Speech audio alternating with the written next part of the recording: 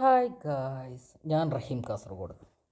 ഞാൻ ഇന്ന് വന്നിട്ടുള്ളത് ഇലക്ഷൻ റിസൾട്ട് കാണാത്തവരായിട്ട് ആരും ഉണ്ടാവില്ല എന്ന് തോന്നുന്നു. പക്ഷേ ഞാൻ എൻ്റെ ഒരു കാര്യം പറയാം. ഞാൻ രാവിലെ 8 മണിക്ക് തന്നെ ഇലക്ഷൻ റിസൾട്ട് കാണാൻ ആരംഭിച്ചിരുന്നു.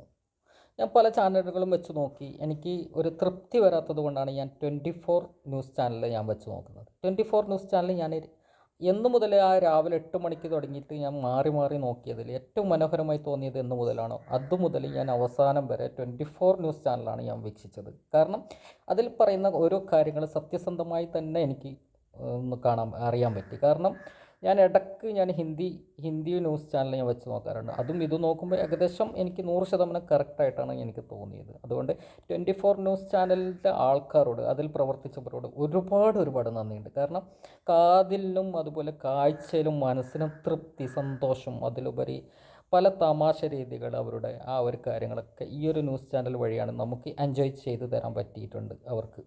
അതുകൊണ്ട് ഈ ചാനൽ പ്രവർത്തിച്ച എല്ലാവർക്കും ഒരുപാട് നന്ദി. ഇങ്ങനെ ആവണം ചാനലുകൾ. അതുപോലെ ഒരു വർഗീയ വിദ്വേഷമോ അതുപോലെ പല കാര്യങ്ങളിൽ അവർ നല്ല രീതിയിൽ നിയന്ത്രണം അവർ കൈവരിച്ചിട്ടുണ്ട്. അതുപോലെ ഇനിയും അവർ തുടർന്നും ഏറ്റവും നല്ലതായിട്ട് തന്നെ ചെയ്യാനുള്ള ആ ഒരു ഇത് അവർക്ക് വരട്ടെ എന്ന് ആശംസിച്ചുകൊണ്ട് thank you so much. By.